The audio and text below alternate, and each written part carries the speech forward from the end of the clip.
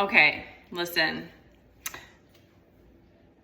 I wasn't really one of those people who could envision my future, and I was never one of those girls that planned out my marriage, or like I was like, oh, I gotta have kids. I wasn't like that. I've always been more like, I try to be more in the present. I mean, I'm an overthinker too, so I get caught in the future and past sometimes too. I don't tend to dwell on the past too much, but anyway, point being is that I would have never could have conjured up the situation, the life that I'm living now, or that I would have a child that's autistic and I'm a full-time single mom. And now I'm even like,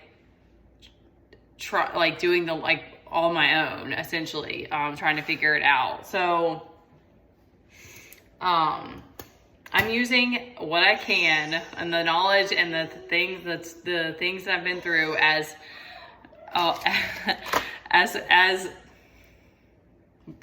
hopefully wisdom at some point, and as a tool, and I want to give back however I can, because I just know that I've had interesting experiences and a life path, and I want to give back however I can. And relationships for me will always be very, even though I'm like, Teddy is really all I have right now. It's like, that's always going to be something that I'm very drawn to, because I have I have two main fourth house placements, and just family and stuff like that. Having a soul family, having community, even though, again, I'm not really like, I don't have a lot of people around me right now, but this is kind of a phase. I don't know what's going to happen, but I like seeing people. I like seeing people in love, and I like to see that I believe that we can find our soul tribe and the people that are meant for us and that we can grow with and stuff, because I know how painful it is to have to walk away, from people and cut them off, and like learning boundaries, and then people not understanding your boundaries. And I'm going to try to get through this, y'all. My child's autistic and ADHD, and he's been a mess today, but we just got back. I got all dressed up today. I was feeling sexy, and I was like, I want to express this. Coming back into my feminine has been a big part of the healing journey for me, but it's very hard. It takes a lot of effort, and like there's times like this, like with that, I'm like, I live day in and day out with my kid, and sometimes that even makes it's like the nurturer, like that I really love, and I want that more of that divine mother energy. I think it's beautiful, but the like more wild, what are the other there's a few different on that more like, I can't think of them right now. They're not coming to me. The different archetypes, but embodying those is hard because there's so much of the same situation that I'm involved in, and I don't go out with friends. I don't do those kinds of things. And so once in a while I start to feel trapped or start to feel restless, and a lot of times I get that out through dance, but I do think that like self-massage, self-touch, self-masturbation, like all of these things when you're on your own are so important, because literally for our health, like I feel the feminine energy thing just came along with the healing. I didn't know anything about it. I've started to get learn more and more about it and embodiment, but it's like truly women, even though it's okay, I'm trying not to get too like caught up in the words, like it is hard to embody these different things as a woman, and yet it's more natural for us. So like today I felt like I was really just like trying to like be in my power and not like hold back. And I also have this, like, I really like the like playful energy as well, which is like sometimes misinterpreted. Anyways,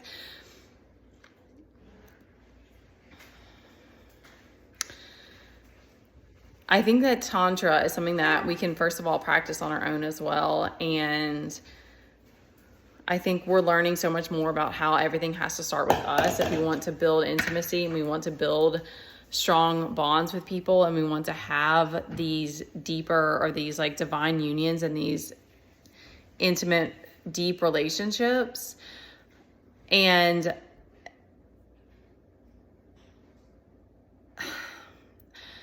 okay, so this guy I was pumping gas, and this guy just like walked up, and he immediately like locked eyes, and he had sunglasses on, which I actually thought was really sexy because it kind of added to the mystery, because I was like, is he looking at me? Is he not? But he did not take his eyes off of me while I'm sitting there pumping gas, and I'm just kind of like doing my thing, like whatever, like looking at Teddy silly in the car and stuff like that. And that type of thing hasn't happened to me in so long that I was like, I forgot what it feels like for a guy to just gaze and admire a woman, and like that feeling. And I didn't stare at him, so I didn't really get like a lot of, and we didn't have any conversation. He was like one pump away from me or whatever. But the point of this is that that's a practice that with the masculine and the feminine that men can do for a woman. And like whether she's dancing, I think of or whatever she's doing, like I think of that movie, and I'm gonna have to go look it up. It's with Selma Hayek and the guy from Friends. I think it's Ross, the one with the blonde from Friends, and I cannot think of the name of the movie. And she's cooking in the kitchen, and she's just like going crazy and doing her thing, and he's like watching her from afar and just like in awe. And that's such a beautiful like practice that men and women can do that draws out the feminine. It makes us feel very sexy and very special and very I don't know, I can't even find all the words. It's just that it hit me because it was just one of those like small incidents, and then I drove away, and it was like it didn't mean anything, in the grand scheme of things, but it was like because I've been doing the mom thing and everything for so long, and I don't get dressed up all the time. Like it's not something that I do very often, because again, I'm always with my kid, and honestly it ended up being kind of hard because he wanted to swing on the swings, and I'm like trying to hold my dress up, and I'm like, okay, this is not working. So it's not easy a lot of times. I don't have the occasions currently. So I just wanted to say that because I think that sometimes it's just all these little things that we can do and we can add in that like add spice and flavor and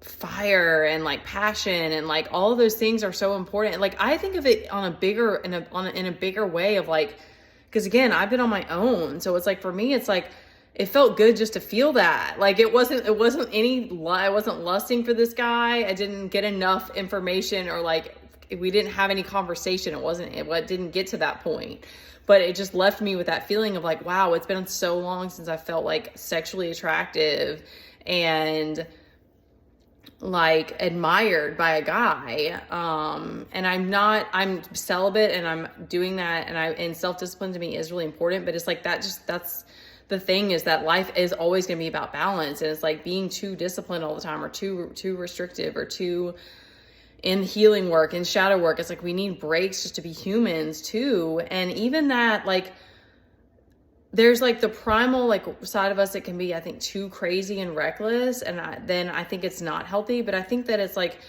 in an instant like that, where it's like a guy's just watching you and admiring you, it can be very beautiful. It doesn't just have to be this like, oh, I'm an ape and I'm go ape, like ape sex. Like it doesn't have to be like that. It can just be like a masculine, feminine, like lion, lioness, like.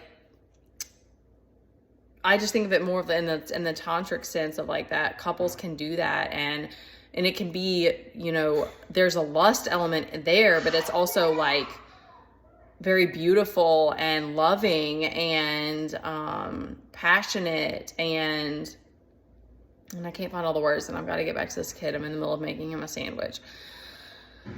Because that's the point, is it's like the day-to-day, because I know this can't just be me, it's got to be other couples too, where it's like if you have kids, it's just like you get caught up in like whatever you're doing, but it's like there's something about dance and getting dressed up and feeling sexy and like touching yourself and all of these things and more intimate things that like spill over into other things in life and bring more meaning and more beauty and more gratitude. And like there's so many things that it brings that's not even about just the sex or just the lust. It's like it's all these other parts. To me, it just gives more connection and meaning to life. Okay, I'm gonna stop there.